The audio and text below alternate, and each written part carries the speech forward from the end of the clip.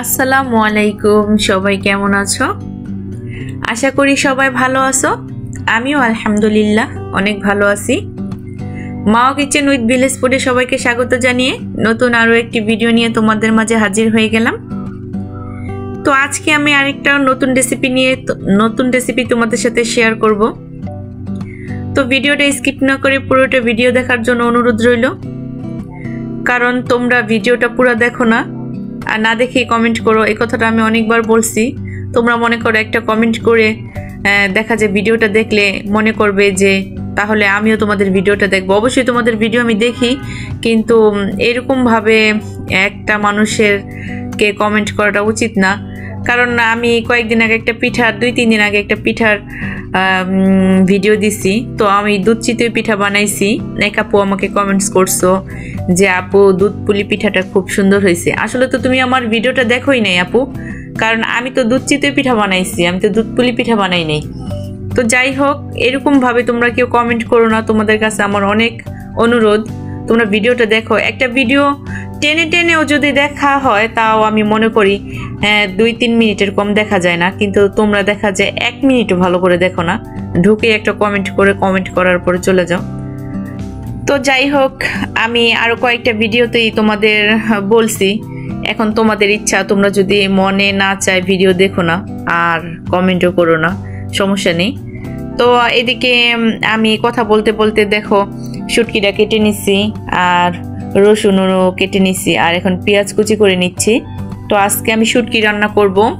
দেখো আমার সব কাটাকুটি শেষ। তো প্রথমে আমি এখানে শাকটা একদম ভাপ দিয়ে পানি ফেলে দেবো আর কি। তো এটা মূলা শাক। তো প্রথম আমি মূলা শাকটাই রান্না করব। তো এখানে এই সামান্য পরিমাণ লবণ দিয়ে এবার একটা ঢাকনা সাহায্যে ঢেকে দেব, কিছুক্ষণ সেদ্ধ করব। কিছুক্ষণ পরে ঢাকনাটা তুলে দিলাম। দেখো আমার শাকটা একদম হয়ে গেছে, নরম হয়ে গেছে আর কি শাকটা। তো আমি এখন শাকটা বাগার দিব। তো আমি তেল দিয়ে দিলাম প্রথমে, আর দিয়ে দিলাম পেঁয়াজ কুচি, কাঁচামরিচ আর রসুন কুচি। এবার পেঁয়াজ রসুন কাঁচামরিচটাকে আমি খুব ভালো করে ভেজে নিব। আর আজকে এই মূলা শাকটা আমি একটু অন্যরকম ভাবে রান্না করব। তো তোমরা দেখো কিভাবে রান্না করি। তো আমার পেঁয়াজ কাঁচামরিচটা ভাজা হয়ে গেছে, রসুনটা ভাজা হয়ে গেছে। তো এখানে আমি একটা ডিম ফাটিয়ে দিয়ে দেব, কারণ অনেকেই মূলা শাকটা খেতে চাও না, বা আমারও তেমন একটা ভালো লাগে না মূলা শাকের সেন্টটা আর কি। তো আমি চিন্তা করলাম যদি একটা ডিম দিয়ে ভাজি করা যায় হয়তো খেতে ভালো লাগবে। তো আমিও ফার্স্ট টাইম। তো যাই হোক, আমি এই ডিম দিয়ে মূলা শাকটা ভাজি করে নিচ্ছি, দেখা যাক কেমন হয় খেতে। তো ডিমটাও আমি খুব ভালো করে পেঁয়াজের সাথে নেড়েচেড়ে খুব ভালো করে ভেজে নিছি।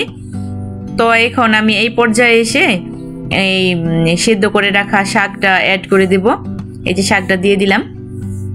এবার ডিমের সাথে আমি এই শাকটাকে খুব ভালো করে ভাজা করে নামিয়ে ফেলবো। এই যে দেখো, আমার মনে হচ্ছে খেতে খুব ভালো লাগবে। এই যে আমি নামিয়ে নিয়েছি।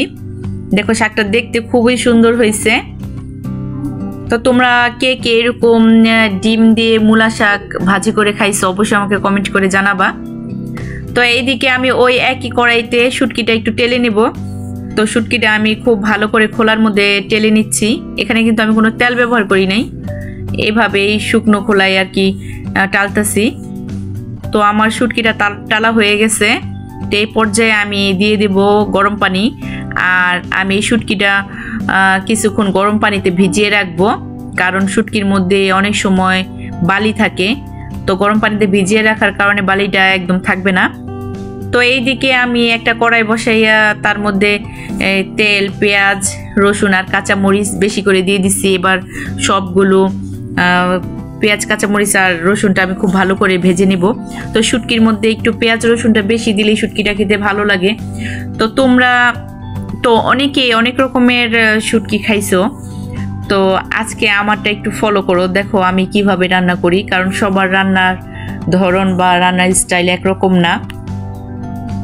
তো আমি এইদিকে পেঁয়াজ কুচিটাকে খুব ভালো করে ভেজে নিছি, খুব ভালো করে না, মানে অর্ধি ভাজা হয়েছে আর কি।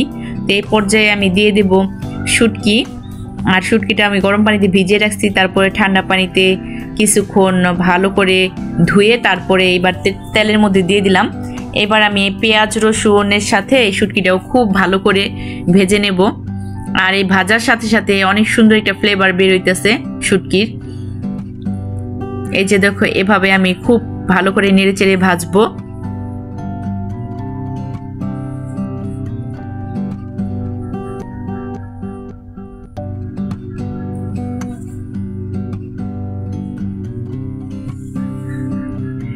আমার পেঁয়াজটা শুটকিটা খুব ভালো করে ভাজা হয়ে গেছে, দেখো ব্রাউন কালার হয়ে গেছে।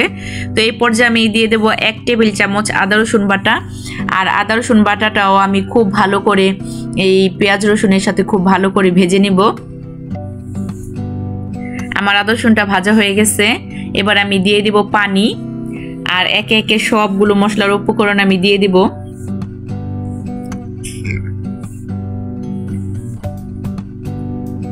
তো আমি প্রথমে দিয়ে দিতেছি আধা চা চামচ হলুদের গুঁড়া, আর 1 চা চামচ মরিচের গুঁড়া, আর আধা চা চামচ ধনিয়ার গুঁড়া, আর স্বাদ মতো নুন। এবার সবগুলো মশলা আমি ভালো করে কষিয়ে নিব। আর এখানে আমি আর কোনো পানি ব্যবহার করব না। আর এই মশলা কষানোর সাথে সাথে আমি শুটকিটা রান্না করব খুব ভালো করে, এই পানিতে ভাজা ভাজা করব। তো দেখো আমার মশলা থেকে তেলটা বের হয়ে গেছে। এই পর্যায়ে আমি দিয়ে দিলাম ভাজা জিরার গুঁড়া। তো এবার ভাজা জিরার গুঁড়াটা দিয়ে আমি খুব ভালো করে এই শুটকির সাথে খুব ভালো করে মিক্স করে নিব। আর এটা অনবরত নাড়তে থাকবো, নয়তো নিচ দিক থেকে পোড়া লেগে যাবে। তো অনেক দেশের মানুষ অনেক রকমভাবে তোমরা শুটকি রান্না করে খাও। তো আমাদের বিক্রমপুরের মানুষ কিভাবে শুটকিটা রান্না করে এটাও একটা দেখার বিষয়। তো তোমরা দেখো আমরা বিক্রমপুরের মানুষ কিভাবে এরকম শুটকি রান্না করে খাই। আর এই শুটকিটা আমার আম্মা খুব মজা করে রান্না করে আর খুবই ভালো লাগে। এই যে দেখো, এই জায়গায় আমার পেঁয়াজটা একদম গলে গেছে আর শুটকিটা একদম নরম হয়ে গেছে, কিন্তু আমার রসুনটা একদম আনামানাম দেখা যাচ্ছে। আর এই শুটকির মধ্যে যত বেশি রসুন দেওয়া যায় শুটকিটা খেতে ততই বেশি ভালো লাগে।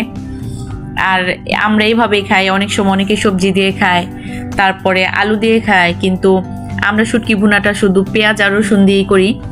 তো আপুরা দেখো আমার শুটকিটা কত সুন্দর হয়েছে। আর এটা ভাজা ভাজা করলে এটার কালারটা আরও বেশি সুন্দর হয়ে যাবে। এই যে দেখো, এবার আমি নামিয়ে নিব। এই দেখো একদম কমপ্লিট। আর শুটকির কালারটা একদম পারফেক্ট হয়েছে, একদম ভাজা ভাজা হয়েছে। আর এটার মধ্যে একটু পরিমাণও পানি নেই। অনেক সময় অনেকে শুটকি রান্না করলে পানি পানি থাকে। তো এই শুটকি রেসিপিটা তোমাদের কেমন লাগছে অবশ্যই আমাকে কমেন্ট করে জানাবা। আর তোমরা কে কীরকমভাবে শুটকি খাও সেটাও আমাকে জানাবা। তো আমার ভিডিওটা যদি তোমাদের ভালো লাগে অবশ্যই একটা লাইক করবা, কারণ অনেক সময় তোমরা ভিডিও দেখতে দেখতে লাইকটা করতেই ভুলে যাও। তো আমি মনে করিয়ে দিলাম অবশ্যই একটা লাইক দিবা। তো আমি এদিকে খাবার খেতে বসে পড়ছি। প্রথমেই মূলা শাকটা খাবো, দেখি মূলা শাকটার কি অবস্থা।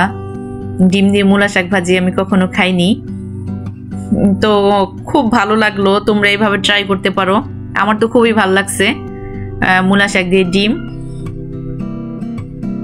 আর এইদিকে শুটকিটাও একটু ট্রাই করা যাক। তোমাদের ভাই অনেকদিন যাবত আমাকে বলতেছে এরকম বেশি করে রসুন দিয়ে শুটকিটা রান্না করে দিতে। আসলে আমি রান্না করার সময়টা পাচ্ছিলাম না, তো চিন্তা করলাম অনেক রকমের আইটেমই তোমাদের সাথে শেয়ার করছে, তাহলে শুটকিটাও আজকে শেয়ার করি আর কি। তো এইদিকে তোমাদের ভাইও পাশে খেতে বসে পড়ছে, উনি ক্যামেরার সামনে আসবে না। যাই হোক, তো আমার ভিডিওটা যদি তোমাদের ভালো লাগে অবশ্যই একটা লাইক করবা, আমার চ্যানেলটা সাবস্ক্রাইব করে আমার পাশে থাকবা। আর যারা অলরেডি এই কাজটা করছো তাদের অনেক অনেক ধন্যবাদ।